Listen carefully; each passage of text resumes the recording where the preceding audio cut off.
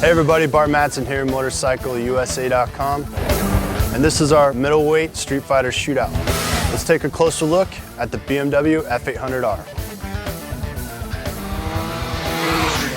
BMW F800R is our parallel twin in the 234 Shootout. This motorcycle was my second favorite motorcycle.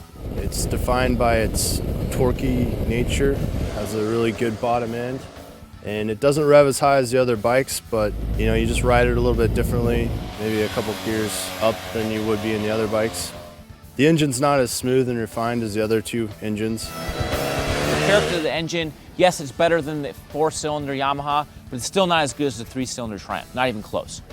The engine exhaust note is all right. It's not, I don't think it sounds as good as the Triumph, but I think it sounds pretty nice. It handles great, and it does everything really well. It's just a really easy motorcycle to ride. Nothing really stands out as like being all that awesome. I think it's a decent handler. The front suspension is non-adjustable and a little softly sprung for really aggressive riding, but I found the BMW to be a really neutral handling bike. It has one of the longest wheelbases in the test, so when it was pitched over, I thought it was very stable. As Bart mentioned, the wheelbase is really long, so it takes a little bit more effort to steer than, say, the Triumph, and you can't really wheelie it as good either because it's just so big and long and heavy. I thought the riding position was good. It was a little bit sportier than the other ones, in my opinion. I thought the seat was fairly comfortable. I could do a lot of miles in the saddle. The instrumentation was the hardest to read of all three. I didn't like it as much.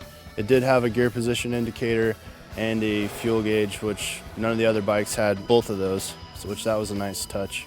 The ABS option, while I like it, and it definitely is a good feature for some riders, for me it just makes the bike not as fun to ride. You can't like do any hooligan antics on it, you can't do any slides or anything, and I mean if you could turn it off like you can on like Ducati and stuff like that, or even BMW Superbike, it'd be perfect. I would be like, yep, perfect, perfect, perfect. But you can't turn it off, it's fixed, and it's just an option I wouldn't like to have. I found the brakes to be effective. The ABS I thought cut in pretty harshly when it did come in, but I like ABS on street bikes. I think it's a good safety feature, so I liked it on the BMW.